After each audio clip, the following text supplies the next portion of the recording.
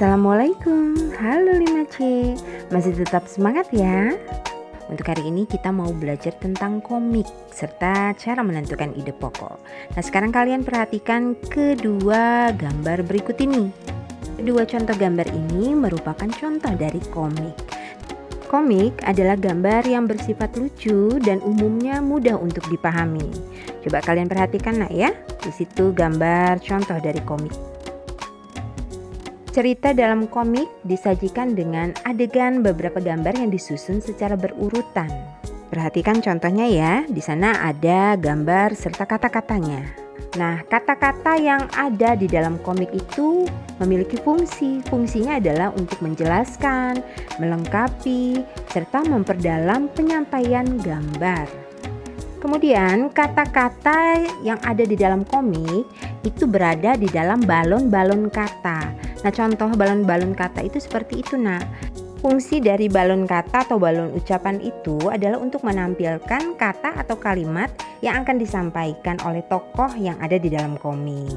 Selanjutnya adalah ciri-ciri komik. Ciri-ciri dari komik yang pertama adalah dibuat untuk menyampaikan cerita. Yang kedua adalah proporsional. Lalu yang ketiga menggunakan bahasa percakapan yang mudah dipahami. Yang keempat dapat bersifat kepahlawanan. Lalu yang kelima penggambaran watak secara sederhana. Dan yang terakhir mengandung cerita humor untuk menghibur pembacanya. Untuk lebih jelasnya yuk kita cari tahu. Ciri komik yang pertama adalah untuk menyampaikan cerita. Maksudnya adalah pembuatan komik bertujuan untuk menyampaikan sebuah cerita. Nah, pesan dan informasi dari cerita tersebut harus berbentuk teks dan gambar. Ciri yang kedua adalah proporsional. Nah, maksud dari proporsional artinya adalah keberadaan gambar dan teks harus berimbang dengan tujuan pembaca komik seakan-akan terlibat dan berperan langsung ke dalam cerita. Jadi dalam membuat komik kita harus seimbang antara gambar dan teksnya. Jangan terlalu banyak gambar, nanti lupa sama teksnya. Selanjutnya ciri yang ketiga adalah menggunakan bahasa percakapan. Bahasa komik di sini adalah bahasa percakapan sehari-hari yang mudah dipahami oleh si pembaca komik. Jadi bahasa di dalam komik jangan terlalu formal atau resmi nanti disangka lomba pidato. Lalu ciri berikutnya adalah bersifat kepahlawanan. Umumnya isi cerita komik akan cenderung membuat pembaca mempunyai rasa atau sikap kepahlawanan. Ciri berikutnya adalah watak secara sederhana.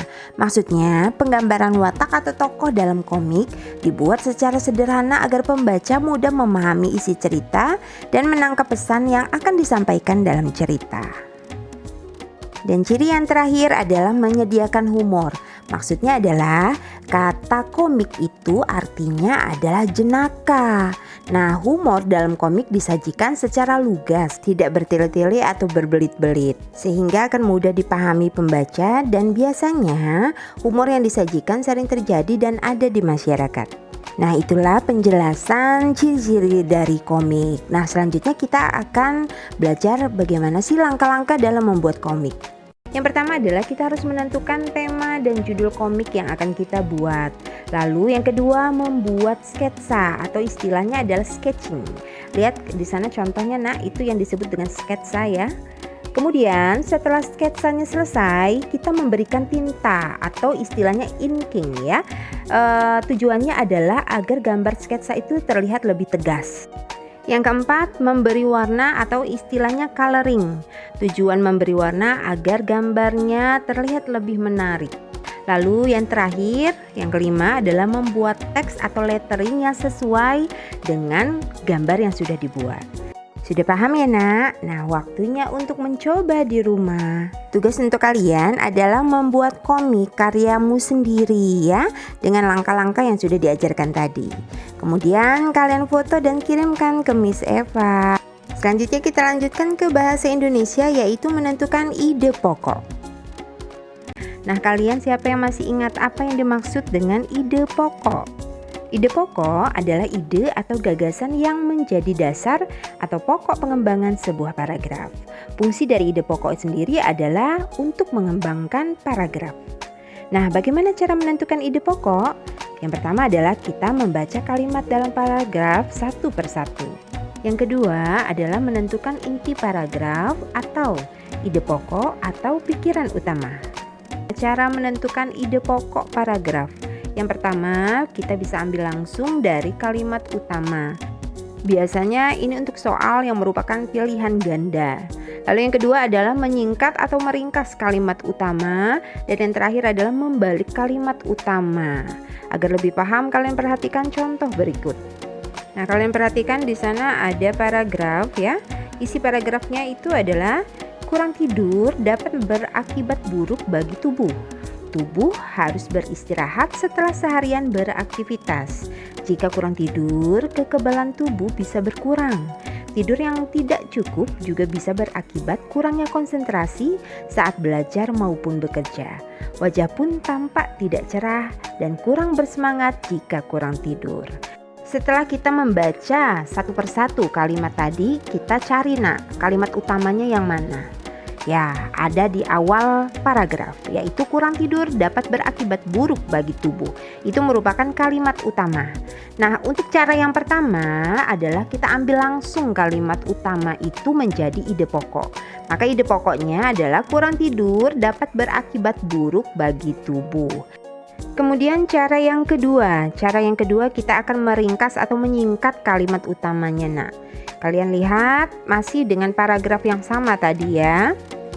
Karena ini masih dengan paragraf yang sama, maka kalimat utamanya pun sama ya ya, yaitu kurang tidur dapat berakibat buruk bagi tubuh. Nah, cara yang kedua ini adalah kita akan ringkas kalimat utama ini menjadi ide pokok. Kita buang kata yang tidak perlu, yaitu di sana ada kata dapat, itu bisa kita buang. Jadi kurang tidur berakibat buruk bagi tubuh. Nah, itu merupakan ide pokoknya. Selanjutnya cara yang ketiga, yaitu membalik kalimat utamanya. Masih dengan paragraf yang sama ya, jadi tidak usah dibacakan lagi kalimatnya. Kita langsung ambil kalimat utamanya, yaitu kurang tidur dapat berakibat buruk bagi tubuh. Selanjutnya kita balik kalimat utama itu. Yang bagian akibat buruk kita tandai dengan nomor 1. Lalu kurang tidurnya kita jadikan nomor 2. Lalu bagi tubuhnya itu kita jadikan nomor 3. Setelah disusun, untuk ide pokoknya adalah akibat buruk kurang tidur bagi tubuh. Bisa dipahami ya anak-anak? Baiklah, untuk pembelajaran tematik ini saya akhiri dulu. Wassalamualaikum warahmatullahi wabarakatuh.